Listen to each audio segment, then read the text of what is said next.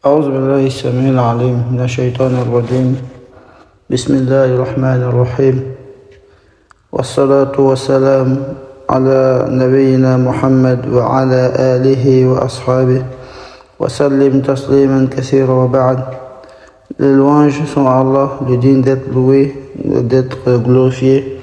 Nous cherchons refuge auprès d'Allah contre le mal de nos âmes et le mal de nos actions. Allah guide, nul ne peut l'égarer. Celui qui l'égare, personne ne peut le guider. J'atteste qu'il n'y a de Dieu qui mérite d'être adoré sauf Allah, seul, sans associé. Et j'atteste que Mohammed est son serviteur et son envoyé. Très chers frères et sœurs à la foi, nous sommes là ce matin afin de nous rappeler sur les paroles d'Allah subhanahu wa ta'ala et celles de son prophète Mohammed alayhi salatu wassalam. Nous remercions Allah pour ses grâces sur nous, de nous avoir donné la vie ce matin après nous avoir fait mourir. Cela n'a pas été de notre force ni de notre puissance le fait qu'on soit en vie ce matin, mais cela émane de la miséricorde. Et Allah nous demande de le remercier pour ses grâces afin qu'il multiplie cela sur nous. Et si on n'est pas reconnaissant, on gaspille ses grâces dans le péché, dans la désobéissance. Il faudrait qu'on sache qu'Allah il est Dieu en châtiment, qu'Allah nous en préserve. Donc aujourd'hui nous avons rendez-vous avec le hadith de Abdullah ibn Mas'ud radiallahu anhu qui parle de l'injustice. Et il est dit عن عبد الله بن مسعود رضي الله عنه عن النبي صلى الله عليه وسلم قال لما نزلت الذين آمنوا ولم يلبسوا إيمانهم بظلم أولئك لهم الأمن وهم مهتدون. قال أصحاب رسول الله صلى الله عليه وسلم أينا لم يظلم فأنزل الله تعالى إن الشرك لظلم عظيم رواه البخاري.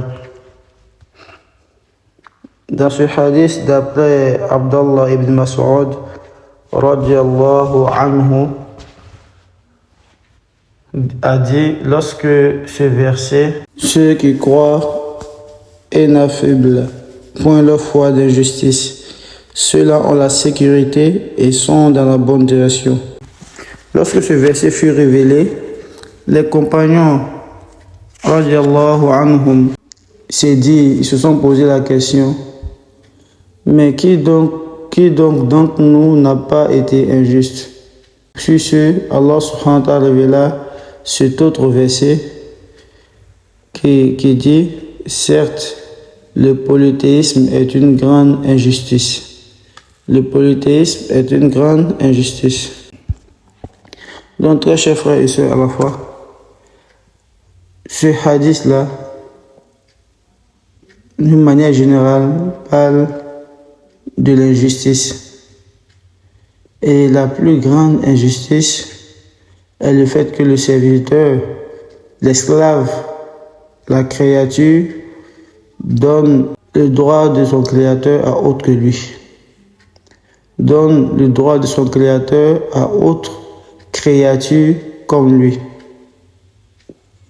C'est ça qu'on appelle la plus grande injustice. Donc dans ce hadith, le prophète veut nous montrer que le shirk est une injustice. Que le shirk est la plus grande des injustices. Et de l'injustice, il ne parle pas de l'injustice qu'on se fait mutuellement. Le fait que toi-même tu te causes du tort, ou bien tu causes du tort à autrui, c'est pas de ça qu'il parle. Mais il parle de l'injustice entre le serviteur et pas de l'injustice provenant du serviteur contre le Créateur, Allah subhanahu wa ta'ala. Comment est-ce que ce serviteur ou cette créature n'est pas injuste lorsqu'il sait pertinemment que c'est Allah subhanahu wa ta'ala, c'est Dieu qui l'a façonné dans le ventre de sa mère qui lui a donné vie, qui lui a donné ses membres, les yeux pour qu'il voie, la bouche pour qu'il puisse parler, les membres pour qu'il puisse se déplacer, un cerveau, une raison pour qu'il puisse réfléchir, une famille pour qu'il puisse s'épanouir, des activités, de biens matériels et autres. Lorsqu'il sait que c'est Allah qui lui donne tout ça, mais pour le récompenser, il adore des créatures comme lui. Il adore des prophètes. Il vénère des prophètes. Il donne la part d'Allah subhanahu wa ta'ala des prophètes, comme les chrétiens ont pris Jésus, fils de Marie, comme divinité. Subhanallah. Ou encore, il adore des hommes pieux, comme les chrétiens l'ont fait. Ils ont pris les moines comme des dieux en dehors d'Allah subhanahu wa ta'ala. Lorsque les moines, les prêtres se prononcent sur une affaire, ils prennent cela comme si c'était Dieu qui l'avait révélé. Et même si cela est en contradiction avec la parole d'Allah subhanahu wa ta'ala, ils suivent cela à la lettre. Et de nos jours, c'est ce qui est récurrent aussi dans notre communauté. Ce qui est déplorable dans tout ça, lorsque les compagnons, radiallahu anhum, ont attendu cette parole du prophète sallam, ils se sont posé la question, mais Rasoul, ils étaient inquiets. Il dit, mais qui ne se fait pas d'injustice parmi nous ici? Qui n'est pas injuste? Qui n'est pas injuste? Et tous, ils se sont sentis concernés, alors que la parole ne les concernait pas. Et ils étaient avec Rasoul, ils étaient à l'école de Rasoul les avait éduqués. Ils avaient un bon éducateur qui a passé 13 ans de son message à enseigner la foi, à enseigner l'implication de la ilaha à ses compagnons, dont leur foi était ancrée. Mais aujourd'hui, en réalité, cette parole s'adressait aux dernières générations, plus précisément nous, notre génération aujourd'hui. Notre communauté est minée, est minée de shirk et de polythéistes, de personnes qui font l'apologie du polythéisme, qui encouragent les gens à aller charlater, à aller chez le charlatan, qui encouragent les gens à aller faire des offrandes pour les rivières, pour des tombes, qui encouragent les gens à se déplacer pour aller prier sur les tombes, qui encouragent les gens à chercher refuge, protection auprès des djinns et des djinns, les faisant croire qu'ils cherchent la protection auprès d'Allah subhanahu wa ta'ala. Ils demandent aux gens, ils envoient de faux dalil. Tout ça, c'est du mensonge, c'est de fausseté. Mais ils disent ces paroles, eux-mêmes savent que c'est faux, mais comme ils savent que la masse, les gens n'apprennent pas leur religion, ils s'appuient sur ces paroles-là pour les berner, pour les induire en erreur. Tu le verras se lever le matin, lorsque son pied va taper quelque chose, ou bien il va voir une créature parmi les créatures de Allah subhanahu wa ta'ala qui sort pour chercher sa subsistance. Lorsque lui va voir cette créature-là, comme la première chose de sa journée, il s'est dit non, lui, sa journée est gâtée. Et il se permet de faire des sacrifices pour cela, ou bien il ne sort même pas de cette journée-là. Ça, c'est le shirk. Et c'est comme ça un peu que les gens rentrent dans le shirk akbar, aller adorer des hommes même en tant que tels, faire des pactes avec eux, signer des pactes qu'ils doivent renouveler chaque année par des sacrifices de moutons, par des sacrifices de bœufs, par d'autres pires des cas, par des sacrifices humains. Et s'ils ne renouvellent pas, ils ont un malheur qui les frappe. Et c'est pourquoi tu vois, il y a plein de folies dans la communauté, il y a plein de personnes qui deviennent folles à cause des zikrs sataniques, à cause des prières sataniques, à cause des invocations sataniques, des invocations qui comportent des noms de djinns, qui comportent des noms de malaïka, qui comportent des noms de djinns qu'on appelle le rohaniya. Tout ça, ils les récitent dans nos mosquées. Ils les récitent dans la prière. On demande à Allah de nous préserver du mal.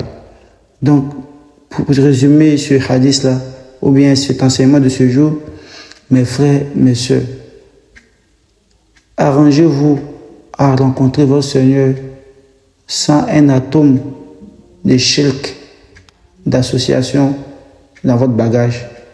Parce que, wallahi, si vous rencontrez votre Seigneur, si on rencontre notre Seigneur avec un atome de shirk, de polythéisme dans notre bagage, dans nos œuvres, sachez que on va perdre l'au-delà et on sera en enfer pour l'éternité. Qu'Allah nous en préserve de ce sort. Et pourquoi pas, lorsque Allah a dit dans son Coran, il dit Inna Allah la yaghfir an yushraka bih wa yaghfir ma duna dhalika liman yasha. Allah dit il peut pardonner tout ce qu'on a fait comme péché. Peu importe la gravité, peu importe l'ampleur du péché. Il peut décider de nous pardonner. Pourquoi? Parce que c'est lui le miséricordieux, le très miséricordieux. La miséricorde d'Allah a surpassé sa colère, comme lui-même l'a dit, si bien dit. Donc il peut décider de nous pardonner nous, tous nos péchés. Mais si tu as gâté, si tu veux sortir de ce privilège de pardon, si Allah le veut, bien sûr, il faut donner l'association à Allah et tu n'auras pas son pardon. Comment quelqu'un peut pardonner à quelqu'un alors qu'il lui a tout donné? Mais il lui a tout donné, il lui a tout fait. Mais ce dernier-là, pour le remercier, il le remercie avec l'ingratitude. Il n'est pas reconnaissant avec ses grâces. Si nous-mêmes les humains, on ne fait pas pitié, on ne fait pas pardon à un ingrat, quelqu'un qui a été ingrat envers nous, après un bienfait qu'on l'a fait, qu'on lui a accordé, si nous-mêmes, en tant qu'être humain, on n'est pas capable de lui donner comme ça, une seconde chance, on s'écarte de lui, on le bannit de notre entourage, de notre amitié. Hein? C'est de cette même manière, Allah nous a avertis en avance, nous a avertis qu'il n'aime pas, qu'il n'associe, qu'il n'approuve pas qu'on lui donne des partenaires. Si tu vas prier, il faut prier pour Allah. Si tu vas jeûner, il faut jeûner pour Allah. Si tu vas aller au Hajj, va au Hajj pour Allah. Surtout dans la période du Hajj.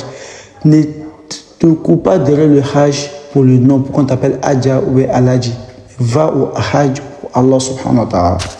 Aujourd'hui, les gens courent plus derrière le Hajj qu'ils ne courent derrière la zakat alors qu'ils ont les moyens. Alors que c'est les commerçants, alors qu'ils ont des épargnes. Mais ils courent derrière le Hajj pourquoi? Pour qu'on les appelle Hadja Aladji. Mais si ton Hajj est fait pour cela-là, Wallah, il n'a pas de récompense. Allah, il dit quoi? Le prophète me dit Innamal a'malu binniyat wa innamal likulli imri'in ma nawa. Les actes n'est pas que par les bonnes ne sont valables. Les actes sont Innamal a'malu binniyat. Les actes ne valent que par les intentions qui les animent. Si ton intention est que on dit cela de toi à travers l'adoration en question, alors ton adoration est considérée comme cela. Allah n'a rien à voir avec ça. Tu n'as pas de récompense auprès d'Allah subhanahu wa ta'ala. Car nous en préserve. Aussi, le shirk est la plus grande injustice, comme nous l'a enseigné Allah subhanahu wa ta'ala à travers le conseil de Luqman à son fils. Il dit Ya bunayya la tushrik billah, inna shirka la zulmun azim. Le shirk est la plus grande injustice. Il fait de donner un partenaire à subhanahu wa ta'ala alors que celui qui t'a créé, celui qui te nourrit, c'est celui qui te donne la vie, qui te donne la mort. Et il te fait mourir la nuit à travers le sommeil. Il te redonne la vie à travers ton réveil le matin. Il te donne la santé, il te donne tout ce dont tu as besoin. Alors que tu ne payes aucune facture pour cela. Et en retour, tu ne reconnais pas ses bienfaits. Tu ne l'adores pas exclusivement. Tu partages son adoration avec des tombes, avec des morts, tu partages son adoration avec des rivières, avec des marabouts, des charlatans, des génies. Tu fais des zikrs spéciales, pas pour Allah subhanahu wa ta'ala, mais pour que tu puisses gagner tes trucs. Et tu fais ces zikrs-là à des nombres bien précis. Tu n'as pas le droit d'augmenter ni de diminuer. Ce genre de zikr-là, c'est ce qui est considéré comme du shirk. Donc si tu adores Allah, il faut l'adorer exclusivement. Il faut faire ça que pour Allah. Si tu dois sacrifier quelque chose, il faut sacrifier parce que tu as envie de sacrifier pour Allah, pas parce qu'on t'a dit de le faire. Voilà. Tu fais ça pour Allah. Si tu dois préparer pour donner aux gens, tu prépares pour donner aux gens à cause d'Allah subhanahu wa ta'ala et tu as la récompense. Mais si tu fais un sacrifice, parce qu'on dit chaque année il faut un sacrifice de tel truc, lui qui t'a dit de faire ça, il se base sur quoi pour le dire. Et si tu fais ça, ce genre de sacrifice, Allah ne sait pas. Mais si cela provient de toi-même, que chaque année j'ai fait tel au monde, telle offrande pour Allah subhanahu wa ta'ala, alhamdulillah, Allah accepte cela de toi. si ton intention est bonne. Allah de nous guider, de nous préserver de shirk, mineur comme majeur, et de préserver toute la communauté de cela, Inch'Allah ta'ala. Subhanakallahumma bihamdik, nashhadu an la ilaha illa anta, nastaghfiruka wa natubu ilayk. Wassalamu alaikum wa rahmatullahi wa barakatuh.